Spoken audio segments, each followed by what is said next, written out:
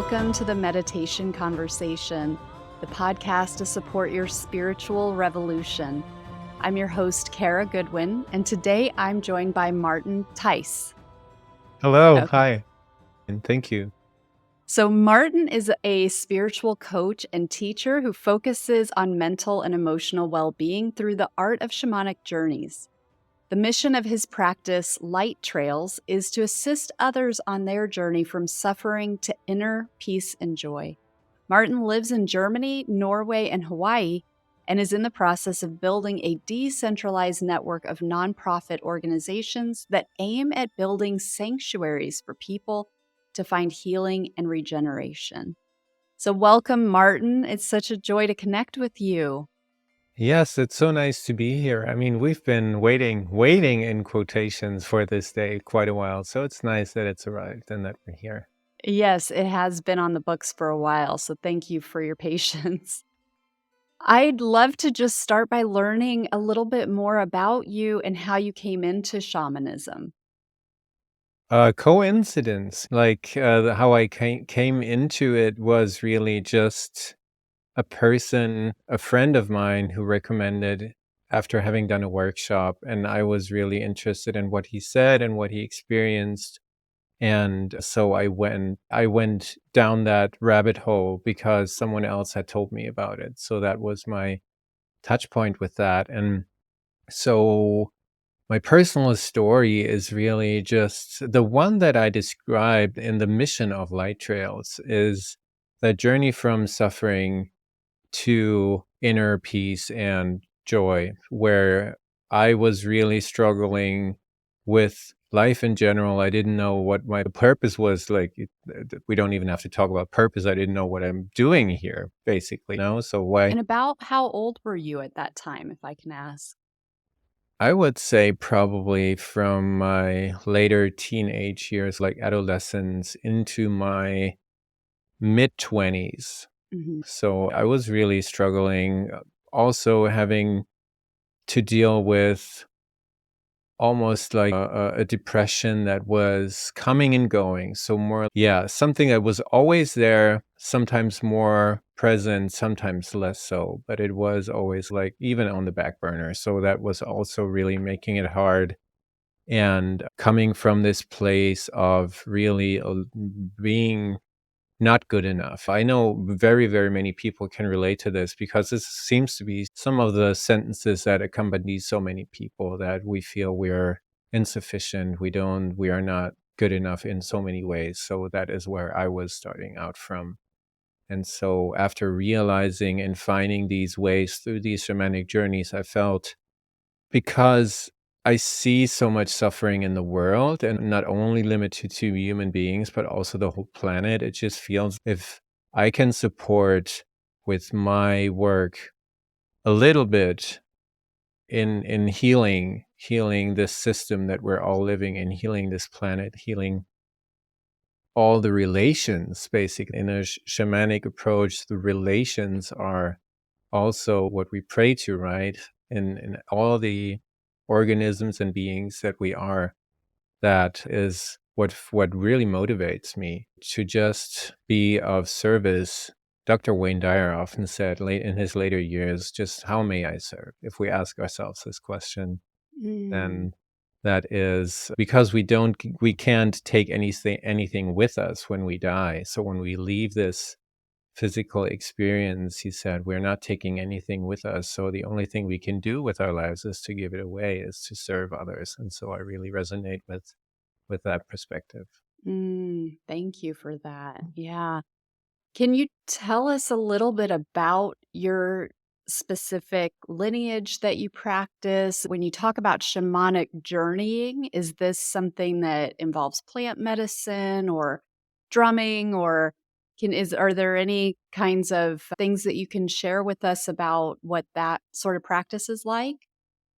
Yeah, so the first thing you mentioned, the lineage, is pretty much coming from the Lakota tribe from the Great Plains, or in the Nebraska, South Dakota, Wyoming area. So that is where it's from. My mentor and teacher is a German woman, but she learned from natives, and she's passing on that knowledge to us in our circle here in Germany.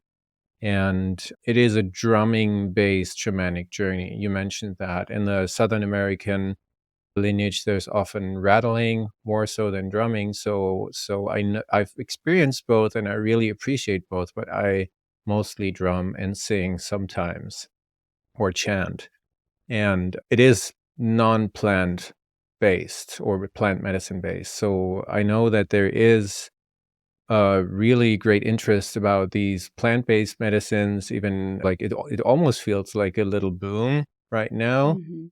But we are journeying with the drum. The drum is the canoe to non-ordinary reality, or to this other reality that we journey to. And that is my approach. Wow. So through this through this drumming, is it a sense of entering like the feel that I get is like entering a stream or entering like a flow with the drumming? And then is it dependent on the people that you're with too? Or do you do this on your own? Or I'm just trying to get a sense of what I guess set and setting and Yeah. So can you clarify the last part with doing it on my own or with the people? is it with in a ceremony type of setting with other people, and then that's part of it too, is the combined energy and consciousness of a group? Or is it something that you do on your own or both? Yeah, so I do journey by myself sometimes if I have some homework, or if I have something that comes up that is not necessarily that I don't bring to my supervision, to my circle. And it can be done in a group setting. I mostly work in one-on-ones with my clients, but I have webinars or group settings where it's people. And you probably know that the energy of every person who is present is co-creating the space. So it is always a little different, probably. I see that in a similar way to the music that I play as a DJ.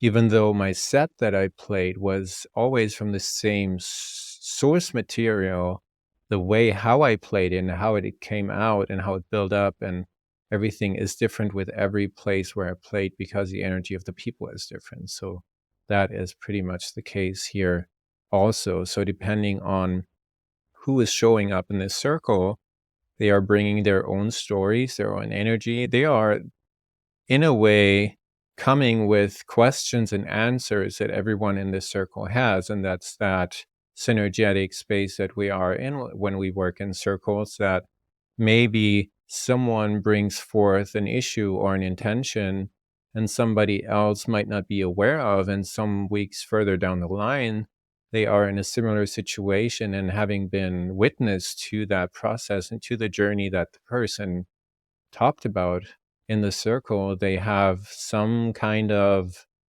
guidance that they wouldn't have had if they weren't in the circle before. So I think that is one of the really interesting aspects of this work, that once we enter this sacred space, that time is really becoming even more relative than it is already in our lives. Yeah, that's wonderful. And so inducing this shamanic state with your clients is primarily the primary method is with the drum? Yeah.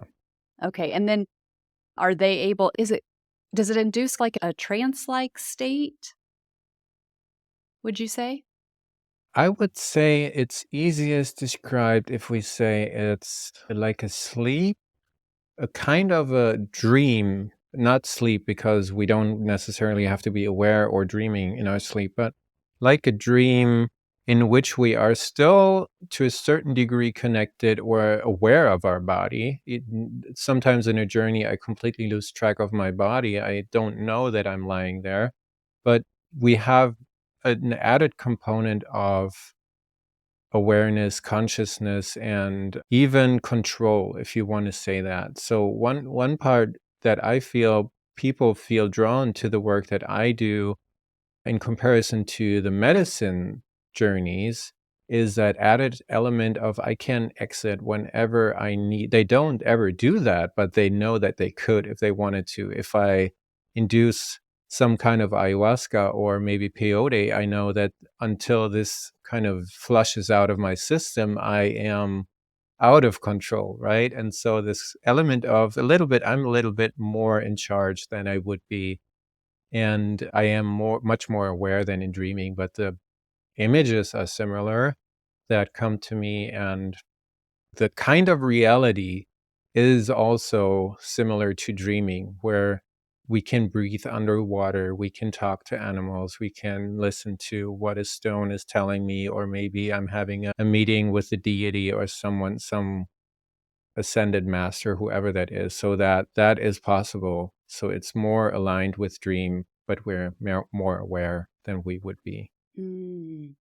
And then does it take some time to build up to where you actually do journey? Does it take some sessions to be able to get clients into that state? Or is it pretty, I mean, like if we go back to the ayahuasca discussion, it's like you take ayahuasca, you're pretty sure going to have an experience then, at that, Mhm. even if it's your first time. What is it like with these types of journeys? Does it take a little bit of training to be able to get to the experience?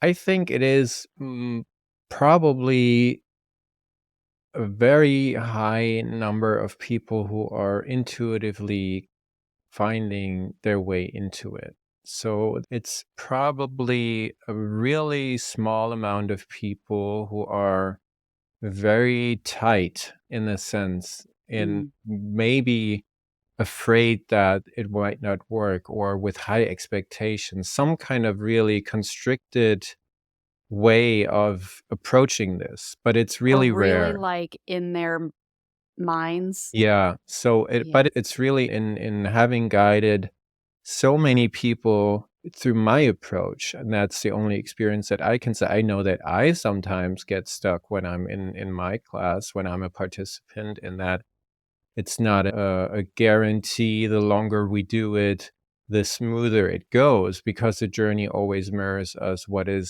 needs to be seen, acknowledged, and wants to be transcended, if you will, or integrated. So it wouldn't be fair to say the more you do it, the easier it gets, or the more intense it gets. It is just like an up and down, and depending on my personal connection to myself and Mm. how well I'm able to let go and really surrender to this process. Yeah, that makes sense. What role does the breath play? Do you have breath practices as part of this too? In a way, but it's really simple. It's just keep on breathing.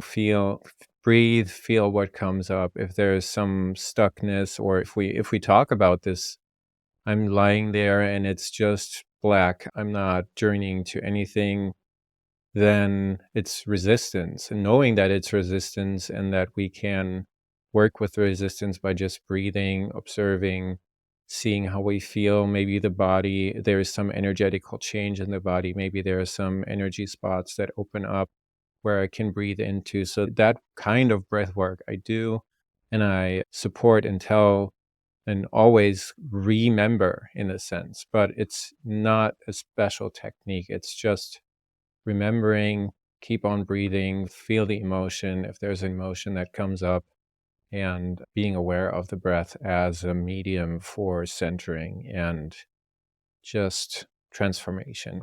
Beautiful. So, if there are people who are listening and they're like, I want to have a shamanic journey. Now, you're in Germany right now Yeah. and you spend time in Hawaii and Norway. Do you have any tips for people who are not in those places of how I don't know if you do these online or if you know how people could find like a trusted guide to be able to experience some of what you're talking about? I would say first and foremost, intuition, just trying things out. Whenever I was traveling and I was out of Germany, away from my circle, I was just using the internet, just looking for shamanic journeys or shamanic practices, whatever that is. And so I was looking for places where I could physically go. That was before we had the great pandemic, in the sense of that people opened up to Zoom and online meetings much more afterwards. So the offer now is different than it was when I started. So I do it also digitally. And so I aligned myself in my practice because of these time zones that you mentioned, that my free webinar series would start in Hawaii at 8 a.m. in the morning, but it's also possible to join here in Europe 8 p.m. in the evening. And it would even be possible to join maybe in Russia or one time zone further east. So it is possible to participate. And if we don't know where to start, to just really hold that intention, I would really like to experience it. And if it's important to experience it live in a circle with people, then to just hold that intention and be trusting in the process, that I can either Google it, or maybe somebody tells me of it, or maybe you hear the podcast here, you talk to someone and you say, I heard this podcast about shamanic journeys, and maybe there is an input. So to just trust in the process, that if I'm really interested in this kind of work, it will find its way to me. Thank you for that. Do you have any sort of, beyond the intuition, just, I feel that shamanism is a term that is used a lot these days, and there's not necessarily like always, it might not always be easy to know, Hmm. is it a trusted Hmm. person? Is there Hmm. anything that through your experience that you would say, like, just some watch outs or some things to be aware of, so that people have, like, if they're not in Yeah, this world at all yeah, yet, it's like, well, yeah, how do I know if I should trust this absolutely. shaman? And I think that question is really a good one. It's just almost, it feels to me like a tightrope walk. Mm, That my experience is just my experience, and I would feel repelled by certain things that other people might find beneficial, or maybe there's an experience waiting for them that it's not necessarily positive, but it is something that is important to be had.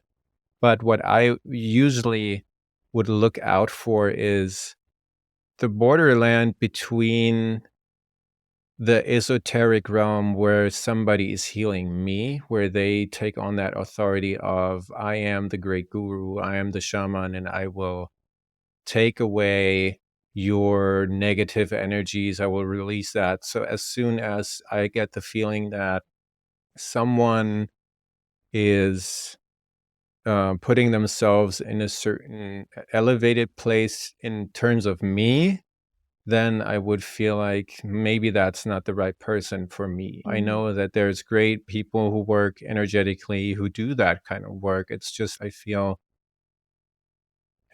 there needs to be some more trust in that. And I need to know a little bit more about that, because it's just, like you said, it is a big question mark. How is that person working?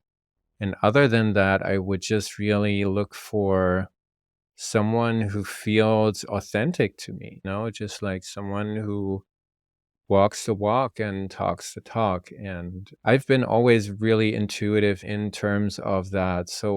But I am also equipped with a kind of a radar, a bullshit detector. I fell into some situations that weren't really good, and I learned about that afterwards. But oftentimes I feel like I can discern quite easily if this is something that is authentic, or if that is something where there is a little bit of shady business involved. So, Yeah, you've said some really great things here, and they've triggered within me remembrances where, where mhm, hindsight, of course, is 2020. And, yeah, I have fallen under the spell of some people where, it ultimately, like, oh, that was, you know, false. Like, whatever they were doing, that was not for my highest good. That was for their good, like they were taking advantage of things. And but looking back, it's like there were times where it was not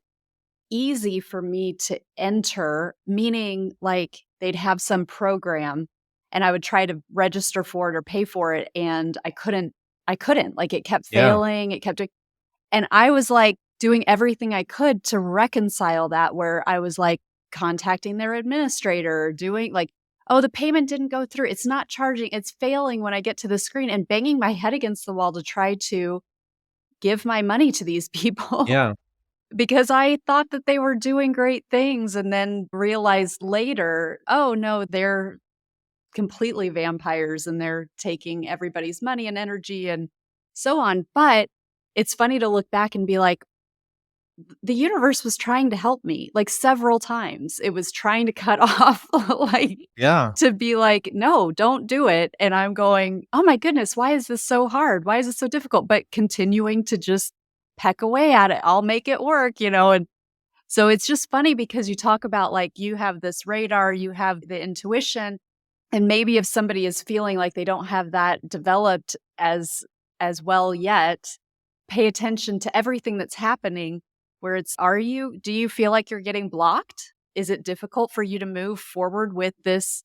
Let's say you find a shaman, you want to go on a journey with them, and then you're like, for one reason or another, scheduling conflicts are coming up, or you're unable to successfully pay, or whatever it is that may feel like it's out of your control. Maybe have fresh eyes about what might be trying to happen, where it's not necessarily that you're getting an intuitive hit, but something on the physical realm is happening that's trying to cut it off, you know? Absolutely. And I love that you say that. Because of these experiences, I developed a two-strike rule for myself where I say, if something isn't working twice, if I don't pay attention, and it is also if I'm not observant in the traffic with the car, and I didn't look and I entered an intersection and there was almost a car hitting me or something, that usually happened twice. And if I still didn't pay any attention with the third time, something happened where the consequence was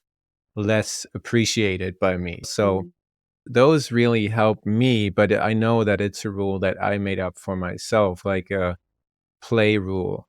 And so maybe that is something, as you mentioned, if I'm trying to pay with a credit card and it's not working the first time, then I do it. I'm already cautious, like now. Yeah. But then I try a second time, and if it's not working, then I just let it go. I'm not saying I won't ever try again, because there have been instances where I just let it go and it came back, and then I tried it and it went well and everything was fine. But just if something doesn't work twice, I usually step back and say, all right, what's the message here? So, Yeah. yeah. Yeah, I love that.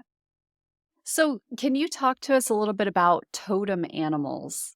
I know that this is another part of your, I don't know if we should say practice or expertise or whatever, but I'm a big animal lover and I really notice, I'm a beekeeper also, and I really notice like when animals show up in my dreams or Mm, in real life. But would love to know more about how animals are communicating to us. yeah. So this, I don't know.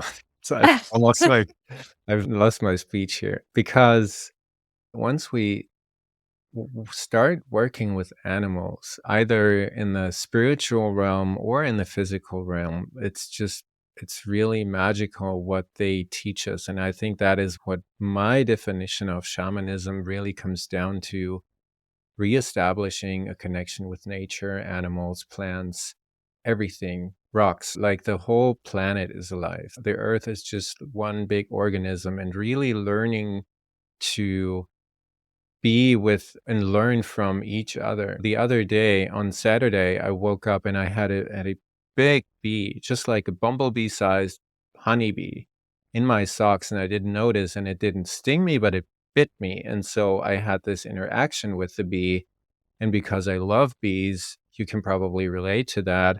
I just rushed outside, got some honey, fed it because it was really cold, fed it some honey, and then I got a warm plate, set it on the warm plate so it could heat up, and then it flew away. But that interaction to me was just so really enriching, because it is that bees, and for me, bees have this guardianship over the flowers and the fruits, and they are really this important species that I feel whenever I meet or encounter and it be in that way that I can support it, that is really, it's almost ridiculous. I feel like this is this small insect and I'm freaking out over this. Other people just really would say, have you lost your mind? But what I want to say is that through the establishing a connection with animals and learning from animals and being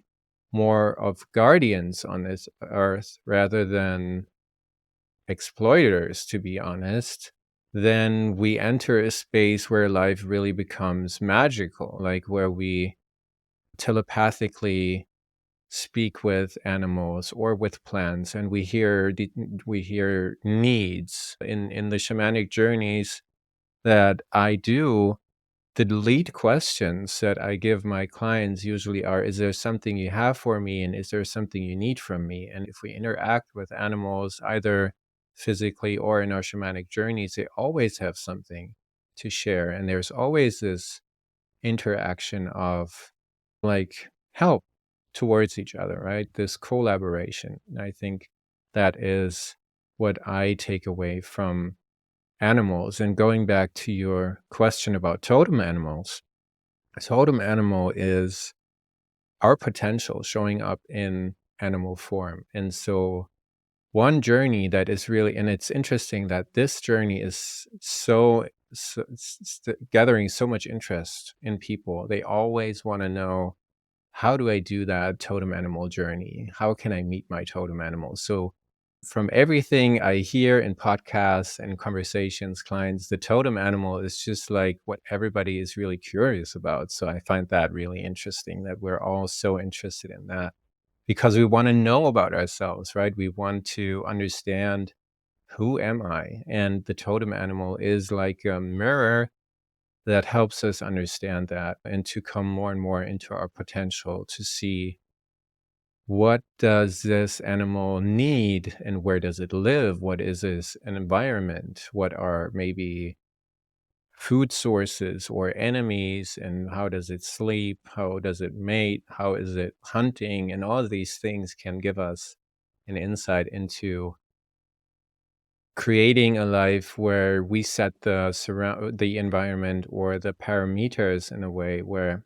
we are able to recall or use that potential in a more flowing, just more aligned way, maybe. Mm. So is the totem animal, is there like one primary animal that's in our energy fields throughout our life, throughout our soul's existence, or do they come in and out as circumstances are needed or dictate? Yeah, I don't have any real experience with if a totem animal is soul bound. Mhm. So I have not, I've done some past life journey, like regression journeys where I was in Africa, which would make a lot of sense because my totem animal is a black leopard. So Mhm. it might be, but it is basically an animal that accompanies us our whole lives. It's because I said it's our potential showing up in animal form. There are other ally animals or supporting animals that come and go, like more depending on the situation or circumstance that we're in. I had a gorilla for a while when I was studying for a couple of years, and I was really convinced that it was my totem animal. At some point, I realized this gorilla was just an animal helping me to go through the hardships of this university phase. And once it was over, it relatively quickly after really said its goodbye. It's still a part of me, but it's not as Prominent. continuous. Yeah. Yeah. Mhm. Oh, that's fascinating. Yeah, I a couple months ago had a dream specifically with a peregrine, which is a type of bird. But I didn't I mean, I knew enough to know that it was a bird, but it's like a peregrine hawk, I think is what it's called.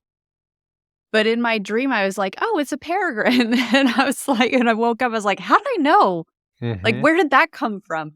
But it's just funny how these things come in and they can be so specific like that. Not just a bird, but a peregrine hawk, you know? Yeah. but it's just, I find it really fascinating. And the other night I had a dream too, where there was like an otherworldly animal, like a mammal that was really furry and small and like gray, but it was like not an animal that we have here on Earth. But I was like walking through a forest and it was down by my feet. And I knew enough that I knew it was wild and it wasn't like a pet or anything, but it was really close to me. And so it's just in that same dream, I also saw a lot of like cattle and livestock and horses, and they were working so hard. Like and being separated from their moms. And I mean, it was just like it was so difficult for them. And they were like doing a lot of manual labor of trying to pull something out of the mud, like by their teeth with ropes and things like that. It was just it was a very animal focused dream. And now that we're Mhm. talking about animals, I'm like, whoo, it's all coming back now. Yeah. But yeah, it's amazing how they show up. And I suppose the messages or the feelings that they're able to induce within us can be really powerful. Yeah, absolutely. Absolutely. So, I would love to talk a little bit about circular economies because I know you're putting a lot of work into this. What is your vision of the future in terms of circular economies? So I believe that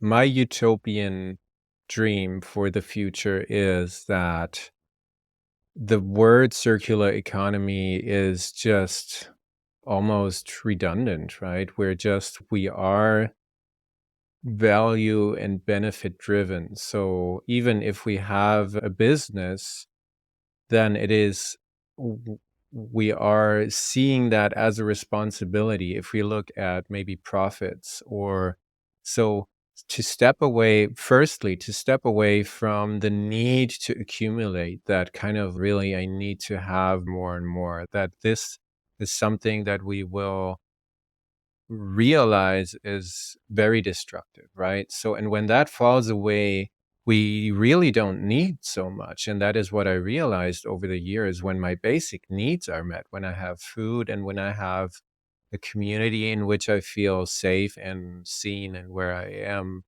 loved and can love. And when I have a place to sleep, then I don't need that much, right? And so to use all that surplus that we generate in a business to go either back to the environment or to social projects, because like I feel like even if we all started integrating circular economy right now, we would have a couple of decades probably where we could invest a lot of money in order to regenerate the earth and to regenerate society and to do these things. So I feel like where it's more of a guardianship of wealth, it is not the wealthy have the, how do we say that, privilege to spend it as they wish, but to really see that wealth is a responsibility to really make sure that everyone in the tribe, if we stay local, everyone in this tribe has enough, right? And to be really, I listened to a really interesting book the other day, and it was about the story of Crazy Horse, a really famous, in the Western sense, famous indigenous Lakota who was most well known for his resistance to the United States and to that closing in of the things that happened in the mid 1800s. And so he was really that guardian who looked after his whole tribe, and he was like passing on things that he found or acquired. And just that is the aspect that I feel like is really important in circular economy, where we start looking at our surrounding and knowing that by creating wealth in the totality, we gain much more than by hoarding it for ourselves. And I hope that is a sufficient answer for you. I know we could deep dive into the mechanics and the theory of circular economy much more, but that is what I believe is important generate some kind of income or some kind of business and to redistribute it into different areas, me being one part of it. So my needs are being met, but also making sure that I can redistribute it to my surroundings, to all the communities and environment that I'm placed in or set in. I love that. And this is more from like an individual or business ownership perspective rather than a governmental, if I'm understanding correctly. Yeah, I think it's autonomous probably. It Yeah. is. Yeah.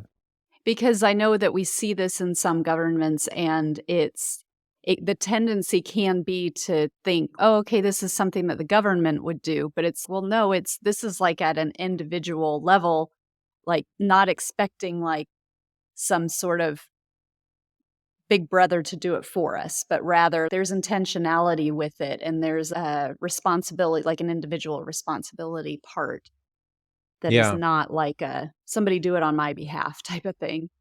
Yeah, and that's why I said it's utopian, because probably if we think it all the way through, it is a very anarchic or non-government structure, because as soon as we empower ourselves and we say, well, we are making the decisions and we're looking out for each other, we don't need an external organ to do that for us. So I feel like that falls away probably in that utopian version, but there's probably also a hybrid possible where the government supports certain things and is making sure that it's going well, but mostly it's probably an initiative coming from the people, as we see at the moment. There it is, a grassroots movement coming from the people. Yeah, I love that. I love that empowerment piece. And I think that's such an important aspect of it. And yeah, thank you for that. So, Martin, it's just been absolutely delightful to talk to you. Can you tell us how people can connect with you and learn more about you? Yes, I have a website that is lighttrails.co, and that is where everything comes together. I'm a little bit of a shy person when it comes to social media, not shy necessarily in front of the camera. I'm also not using social media as a passive user, so my website is probably the best place to reach me. If you find an account, a social media account, I make sure that I reply or give you attention as soon as I see it. I just don't know when that will be. So my website is the quickest way. Okay, beautiful. Well, thank you so much for sharing your time and your insight today, Martin. It's been a joy to connect with you. Thank you so much.